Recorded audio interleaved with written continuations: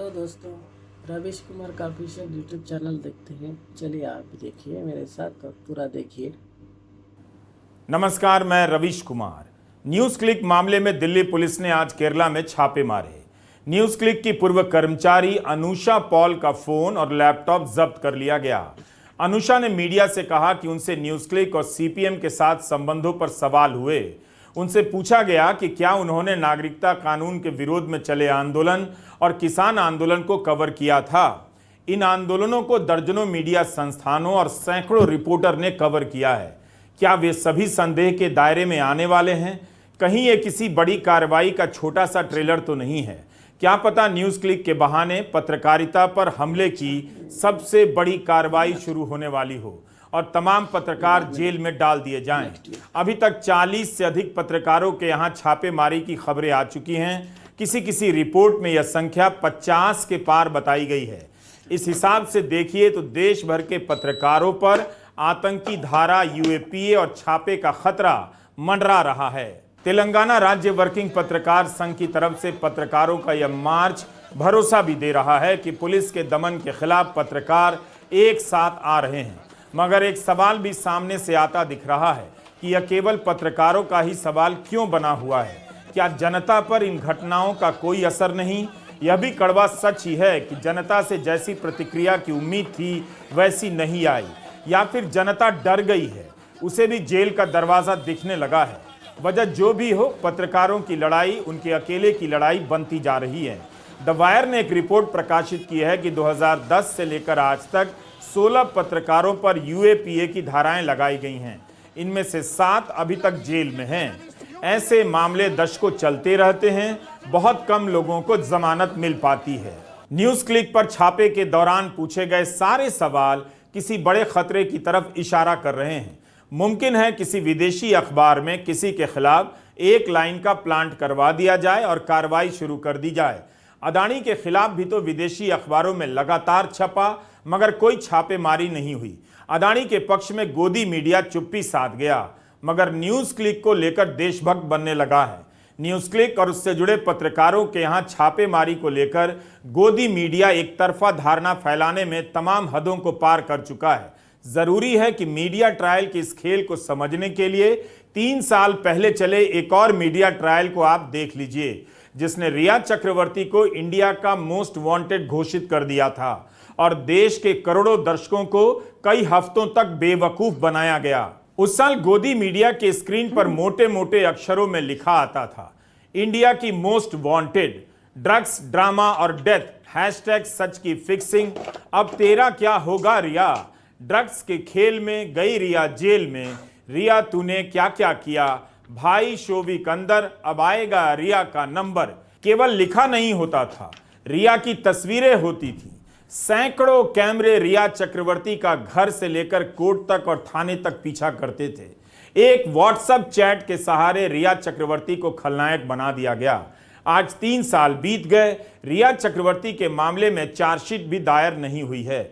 New York times में news click के बारे में केवल 2 लाइन छपा है। उसी के आधार पर इतनी बड़ी छापेमारी चल पड़ी और पत्रकारों के लैपटॉप, मोबाइल फोन जब्त कर लिए गए।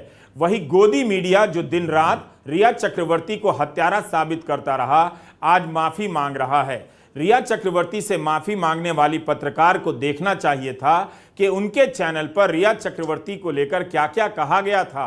आज तक के कार्यक्रम के 3 अलग अलग दिनों के टाइटल का यहां जिक्र कर दे रहा हूं। अब तेरा क्या होगा रिया, दूसरा कब तक खैर मनाएगी रिया, और तीसरा ड्रग्स के खेल में गई रिया जेल में। ये सभी अंजना ओम कश्यप के शो के टाइटल हैं। जबकि इंडिया टुडे की प्रीति चौधरी अभिनेत्री रिया चक्रवर्ती से कहती हैं कि मुझे उम्मीद है कि मेरा चैनल उनमें से एक नहीं था, और मीडिया कम्युनिटी की तरफ से माफी मांगती हैं। माफी मांगने वाली प्रीति चौधरी यूट्यूब में जाकर अपने चैनल के पुराने कवरेज को देख सकती हैं। हैरानी की बात है कि वही रिया चक्रवर्ती आज तक के इस कार्यक्रम में जाती हैं और अपना दर्द साझा करती हैं। गोदी मीडिया से कम यही पूछ लीजिए कि 3 साल में सीबीआई ने चार्जशीट तक दायर नहीं की, तब इन सभी चैनलों ने रिया चक्रवर्ती और सीबीआई की नाकामी को लेकर कितने प्रोग्राम किए? न चार्जशीट दायर हुई, न केस बंद हुआ। इसलिए 2020 में सुशांत सिंह राजपूत की मौत के बाद गोदी मीडिया के मीडिया ट्रायल को यहां याद करने की जरूरत है। इसी तरह अब ये चैनल पत्रकारों को आतंकवादी साबित करने में लग गए हैं, इसलिए एफआईआर को ठीक से पढ़ा जाना चाहिए। इस एफआईआर को लेकर तरह तरह के सवाल उठ रहे हैं। इन सवालों पर आने से पहले याद रखिएगा कि पुलिस ने कोर्ट के आदेश पर यह एफआईआर सार्वजनिक किया है। इसके लिए न्यूज क्लिक को ही कोर्ट जाना पड़ा। दिल्ली पुलिस इस मांग का विरोध कर रही थी। एफआईआर में एक आरोप यह भी है कि न्यूज क्लिक ने चीन की टेलीकॉम कंपनी Xiaomi और Vivo को कानूनी मदद दिलाने के लिए एक नेटवर्क बनाया। टैक्स चोरी के मामलों का सामना कर रही इन चीनी कंपनियों को मदद पहुंचाने के बदले पैसे लिए। Xiaomi और Vivo का नाम आने पर सोशल मीडिया में लोग सवाल कर रहे हैं कि ये कंपनियां तो कई जगहों पर क्रिकेट से लेकर टीवी कार्यक्रमों के प्रायोजक के रूप में नजर आती हैं। जब चैनलों और बीसीसीआई का इनसे पैसा लेना गुनाह नहीं है, तो न्यूज क्लिक का पैसा लेना कैसे आतंकवाद हो गया? आतंकवाद की कौन सी कार्रवाई घटी है या साजिश हुई है? पुलिस को यह भी स्पष्ट करना चाहिए। कांग्रेस महासचिव जयराम रमेश ने कहा है कि दिल्ली पुलिस का दावा है कि जिन चीनी कंपनियों ने पीएम केयर फंड में पैसा दिया है, उन पर भारत को अस्थिर करने का आरोप है। अगर ऐसा है तो पीएम केयर फंड के चेयरमैन यानी प्रधानमंत्री पर केस क्यों नहीं हुआ? अप्रैल 2022 में ईडी ने Xiaomi के 5500 करोड़ के डिपॉजिट जब्त कर लिए थे। उस समय महुआ मोइत्रा तृणमूल सांसद ने कहा था कि वही कंपनी है जिसने पीएम केयर फंड में 10 करोड़ का दान दिया। Xiaomi ने बाकायदा ट्वीट कर इस डोनेशन की जानकारी दी थी। इसी तरह टिकटॉक कंपनी ने भी ट्वीट कर बताया था कि पीएम केयर फंड में 30 करोड़ रुपया दिया है। तो क्या अब Xiaomi, Huawei, OnePlus और Oppo पर भी प्रतिबंध लगेगा? इन सभी चीनी कंपनियों ने पीएम केयर फंड को चंदा दिया है। यह सब उस समय की खबरों में छप चुका है। Xiaomi और Vivo के क्रम में एफआईआर में गौतम भाटिया का भी नाम आ गया। मीडिया ने लिखा है कि संविधान पर लिखने वाले वकील गौतम भाटिया ही हैं या कोई और हैं, पता नहीं। हिंदू अखबार ने गौतम भाटिया से संपर्क करने का प्रयास किया, मगर उनकी प्रतिक्रिया नहीं मिली। इस पर पत्रकार MK वेणु ने ट्वीट किया है कि Xiaomi और Vivo का नाम आतंक के मामले में साजिशकर्ता के रूप में आया है, जबकि ये कंपनियां भारत में सालाना 6000 करोड़ के फोन बेचती हैं और इनका मार्केटिंग और विज्ञापन का बजट 2000 करोड़ रुपए का है। वेणु का सवाल है कि दोनों कैसे हो सकता है? Xiaomi और Vivo के विज्ञापन से तो गोदी मीडिया के एंकरों को सैलरी मिलती है। आश्चर्यजनक बात यह है कि Xiaomi और Vivo दोनों का जो सालाना जो टर्नओवर है 60,000 करोड़ से ज्यादा है। Xiaomi का 40,000 करोड़ है और मेरे ख्याल Vivo का करीब 25,000 उस करोड़ के आसपास है। और ये दो कंपनियां बहुत जानी मानी कंपनियां हैं और पूरी तरह हिंदुस्तान में रजिस्टर्ड है और हिंदुस्तान में कई सालों से काम कर रही हैं और बहुत बड़े स्केल में ये दो कंपनियां इनकी एडवर्टाइजिंग बजट और मार्केटिंग बजट आप देखेंगे तो पिछले 5 सालों में इन्होंने कम से कम 8-10 हज़ार करोड़ इनका एडवर्टाइजिंग और मार्केटिंग का खर्चा है। और ज़्यादातर इनकी एडवर्टाइजिंग मेन स्ट्रीम मीडिया में जाती है, जिसे आप इस मेन स्ट्रीम मीडिया के तहत आप गोदी मीडिया भी कह सकते हैं। और इनको फंडिंग ज़्यादातर एडवर्टाइजिंग के जरिए मेन स्ट्रीम मीडिया में इनकी ज़्यादा फंडिंग जाती है।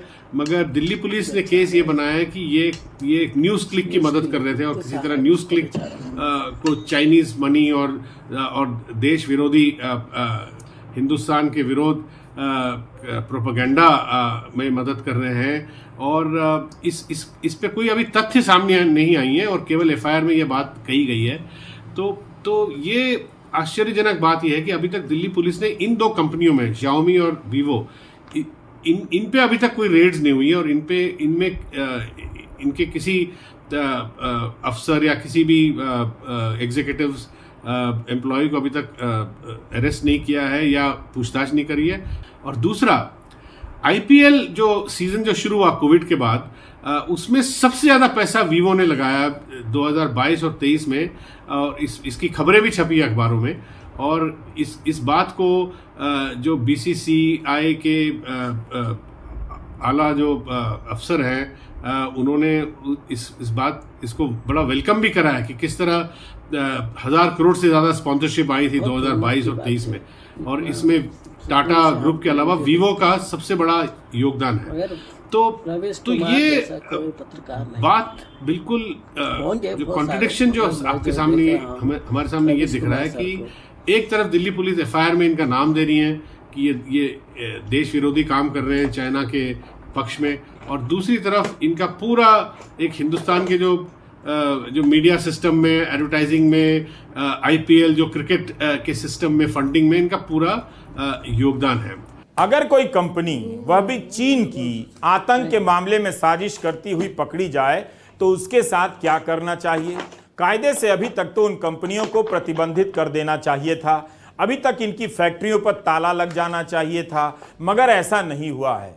इसकी जगह पर कार्टून बनाने वाले और न्यूज़ क्लिक की वेबसाइट के लिए 1 या 2 लेख लिखने वाले पत्रकारों के यहां पुलिस भेज दी गई।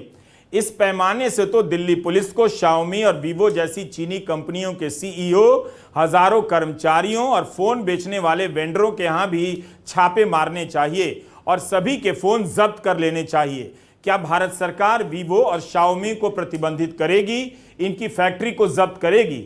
एक सवाल और है, पिछले साल इंडोनेशिया में G20 का सम्मेलन हुआ, वहां प्रधानमंत्री मोदी और राष्ट्रपति शी जिनपिंग के बीच बातचीत हुई। प्रधानमंत्री मोदी को बताना चाहिए कि क्या उन्होंने आतंक फैलाने की साजिश को लेकर चीन के राष्ट्रपति से कुछ कहा था? क्या भारत चीन के साथ वही करने जा रहा है जो पाकिस्तान के साथ कर चुका है? दुनिया के मंच पर क्या भारत कहेगा कि चीन आतंक फैला रहा है, एक आतंकवादी देश है? यह जुलाई 2022 की खबर है जो कई जगह छपी है।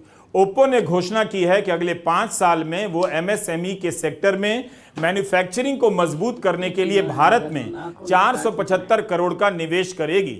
इसी अप्रैल 2023 की खबर है कि Vivo भारत में कई तरह के निवेश करने वाली है जिनकी कुल रकम 7500 करोड़ है। इसमें ग्रेटर नोएडा में 1100 करोड़ की एक मैन्युफैक्चरिंग यूनिट भी शामिल है जो 2024 से काम करना शुरू कर देगी। जिन कंपनियों से पैसा लेने पर पत्रकारों के खिलाफ आतंक और देश के खिलाफ साजिश का संदेह किया जा रहा है, उन कंपनियों को भारत में उत्पादन से लेकर विज्ञापन तक की इजाजत कैसे दी जा सकती है?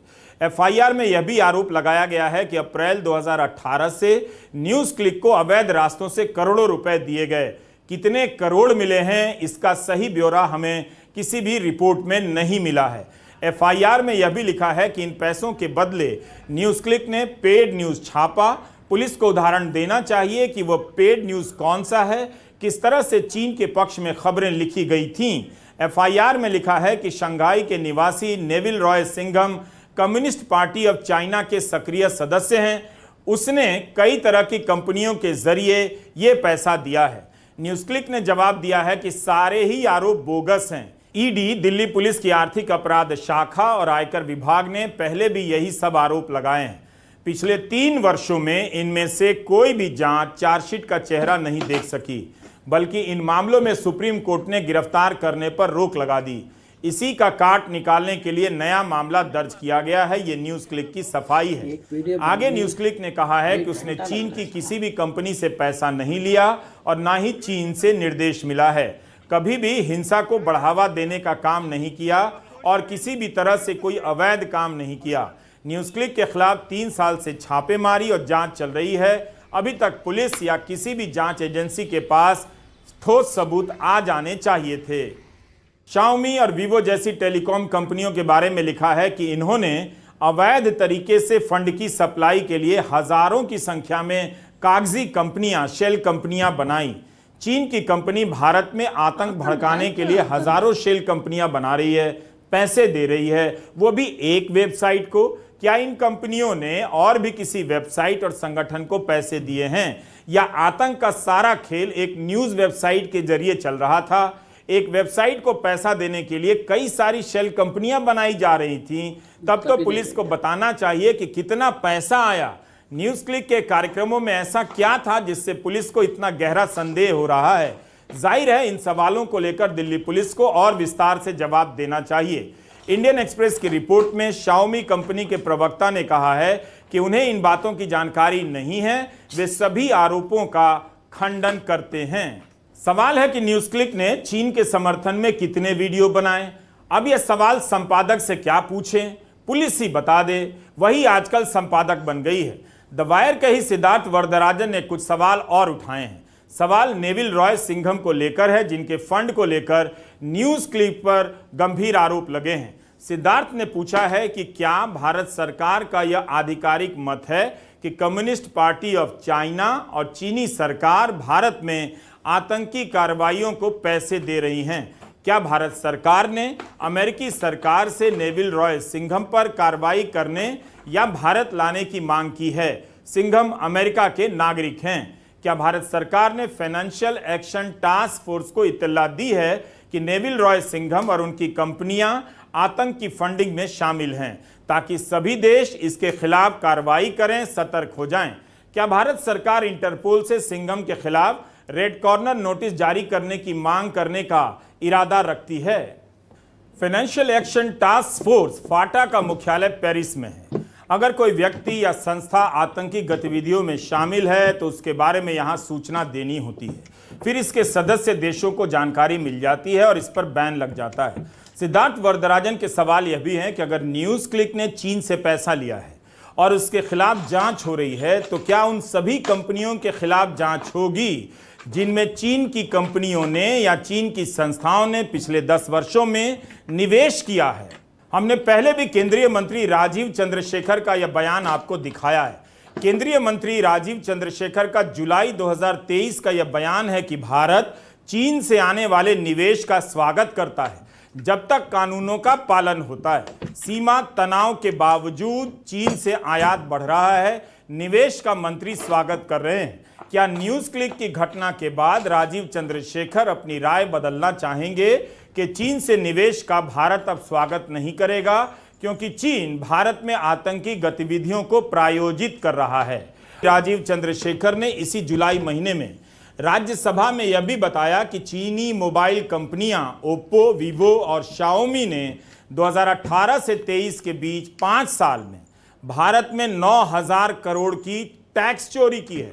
इसमें कस्टम ड्यूटी और जीएसटी शामिल है। मगर यही कंपनियां न्यूज चैनल से लेकर क्रिकेट मैच को प्रायोजित भी कर रही हैं, उस पर कोई रोक नहीं। और पत्रकारों से पूछा जा रहा है कि आपने किसान आंदोलन कवर किया, दिल्ली दंगों को कवर किया है? सिद्धार्थ वरदराजन के सवाल काफी महत्वपूर्ण हैं। सारा विवाद इस बात को लेकर है कि नेविल रॉय सिंघम को अमेरिकी नागरिक कहा जाता है, तो क्या अमेरिका को लिखा गया है कि उसे आतंकी घोषित कर दे? भारत ही कब नेविल रॉय सिंघम को आतंकी घोषित करेगा? यही नहीं, एफआईआर में सिंघम को शंघाई का निवासी लिखा गया है। तब फिर क्या चीन की सरकार को लिखा जाएगा कि इसके खिलाफ कार्रवाई हो, जिस तरह से कनाडा से कहा गया है? क्या शाओमी और वीवो को भारत से निकालकर बाहर फेंक दिया जाएगा? यह सब सवाल उठ रहे हैं। हिंदू की विजयता सिंह ने लिखा है कि सिंघम अमेरिकी नागरिक हैं, शंघाई में रहते हैं, अमेरिका में उनके खिलाफ किसी तरह की कानूनी कार्रवाई चल रही है, यह पता नहीं। न्यूज क्लिक मामले से जुड़ी एक रिपोर्ट आज के द हिंदू में छपी है। इसके पूर्व संपादक एन राम ने इस खबर को ट्वीट भी किया है। रिपोर्ट थोड़ी जटिल है, लेकिन जो हमें समझ में आया उसे बता रहे हैं। आप भी इसे ध्यान से सुनिए। अमेरिका में रहने वाले एक वकील जेसन फेचर ने हिंदू को वर्ल्ड वाइड मीडिया होल्डिंग्स की तरफ से PPK news click studio private limited में निवेश को लेकर सफाई दी है। जेसन फेचर ने नेविल रॉय सिंघम की कंपनी थॉटवर्क्स में कई साल काम किया और जब यह कंपनी बिक गई तब वहां से इस्तीफा दे दिया। जेसन फेचर और सिंघम मिलकर इस पैसे को निवेश करने की योजना बनाने लगे। इसके लिए इन्होंने People's Support Foundation Limited PSF नाम की एक संस्था बनाई। पीएसएफ को मिलने वाला सारा पैसा थॉटवर्क्स नाम की कंपनी की बिक्री से आया था। पीएसएफ में किसी सरकार का पैसा शामिल नहीं है, ये वो सब लिखते हैं। यही PSF world wide media holdings की मालिक है। फेचर ने आगे अपने पत्र में लिखा है कि WMH ने दुनिया भर में ऐसे मीडिया संस्थानों में निवेश किया है जो जन आधारित पत्रकारिता करते हैं। ये संस्थान पीएसएफ के मिशन से मेल खाते हैं और पीएसएफ अपने निवेश पर इनसे रिटर्न मांगता है। 2017 के आखिर में WMH ने तय किया कि वे न्यूज क्लिक में निवेश करना चाहते हैं। मार्च 2018 में निवेश की प्रक्रिया पूरी होती है। फिचर लिखते हैं कि उन्होंने न्यूज क्लिक की कई शेयर होल्डर मीटिंग में हिस्सा भी लिया, मगर उन्होंने या उनकी कंपनी ने कभी भी न्यूज क्लिक की पत्रकारिता पर किसी भी तरह का प्रभाव डालने की कोशिश नहीं की। फिचर ने यह भी बताया कि वे प्रबीर पुरकायस्थ को पहले से जानते थे। प्रबीर थॉटवर्क्स में काम कर चुके थे, जहां पर फिचर भी कई साल से काम करते रहे। अब आप बताइए, अगर WMH ने दुनिया के अन्य मीडिया संस्थानों में निवेश किया है तो उन संस्थानों के नाम क्या हैं?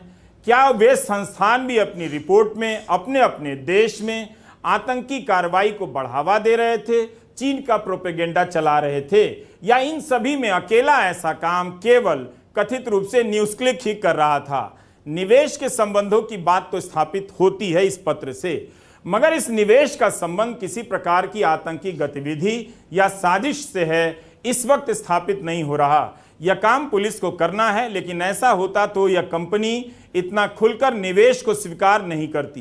फिचर ने लिखा है कि 2021 में न्यूज क्लिक पर रेड पड़ने के बाद भारतीय जांच एजेंसियों को WMH के निवेश के स्रोत की जानकारी दे दी गई। इसके बाद भी अफवाहें फैलाई जा रही हैं। प्रबीर और अमित चक्रवर्ती के गिरफ्तार हो जाने के बाद और इस भ्रामक जानकारी को दूर करने के लिए उन्होंने हिंदू में यह लेख लिखा है। जेसन फिचर ने न्यूयॉर्क टाइम्स के लेख के बारे में लिखा है कि बदनाम करने की मंशा से आर्टिकल लिखा गया। उन्होंने अखबार के रिपोर्टर को जवाब भी दिया कि PSF को कभी किसी दूसरे देश से फंड नहीं मिला, ना किसी व्यक्ति से, ना किसी राजनीतिक दल से, ना सरकार से। वे लिखते हैं कि न्यूयॉर्क टाइम्स ने उनके जवाब को अपनी रिपोर्ट में शामिल नहीं किया। फिचर ने कहा कि अखबार ने ये पाठकों पर छोड़ दिया कि वे अनुमान लगाते रहें कि PSF और रॉय सिंघम को चीन से पैसा मिला है, जबकि ये पैसा सिंघम की पुरानी कंपनी थॉटवर्क्स का है।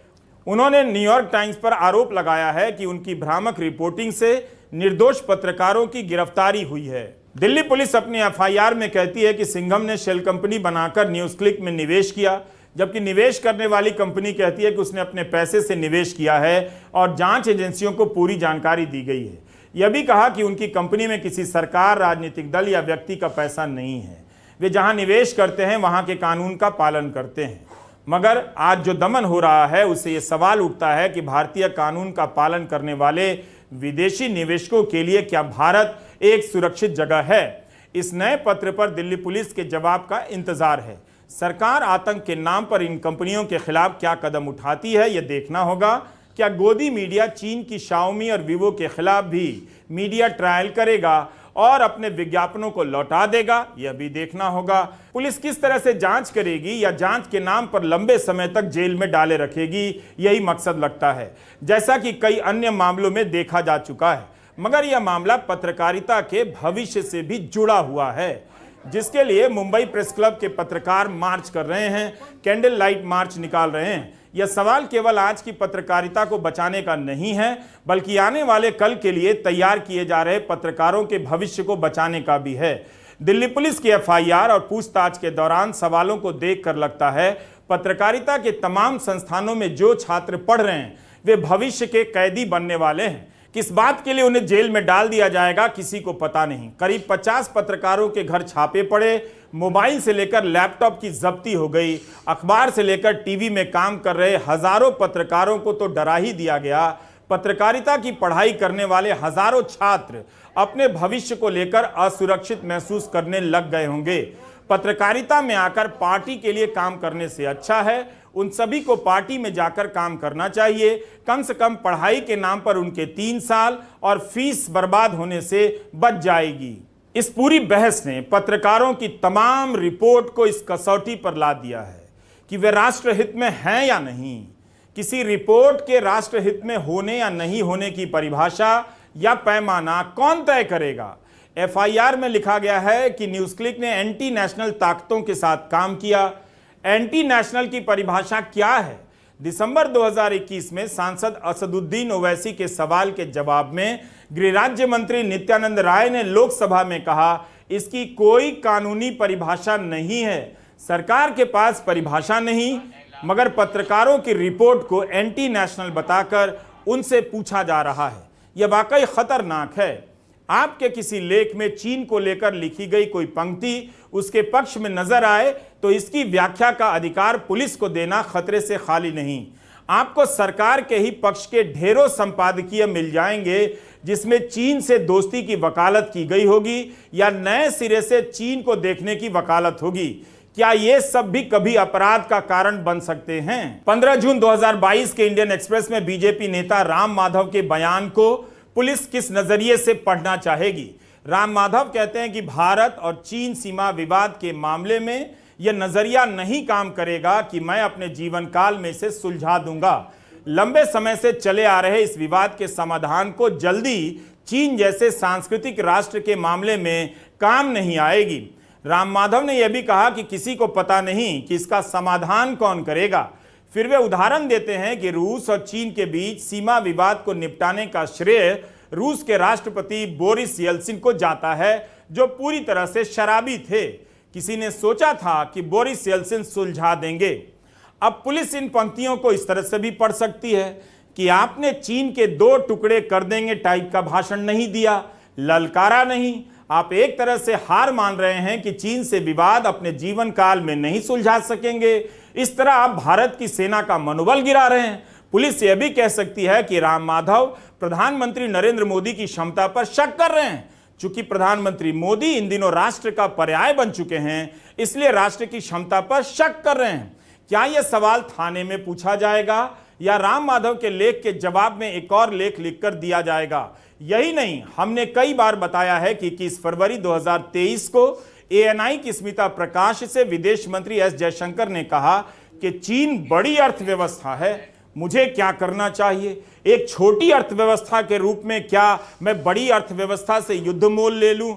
यह प्रतिक्रिया या जवाब का सवाल नहीं है, यह तो कॉमन सेंस का सवाल है, जयशंकर कहते हैं।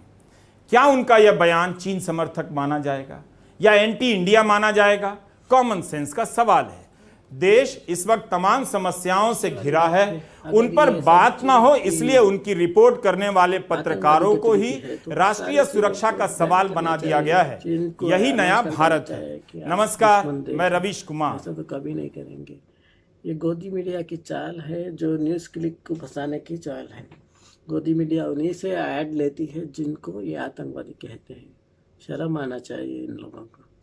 और रवीश कुमार सर का तो क्या बात है, हर चीज़ की नॉलेज रखते हैं, हर चीज़ को अच्छी तरह से समझाते हैं। हर वीडियो में इनका देखता हूँ और उनको सपोर्ट भी करते हैं। चलिए, इस वीडियो में इतना ही, बस नेक्स्ट वीडियो में आता हूँ।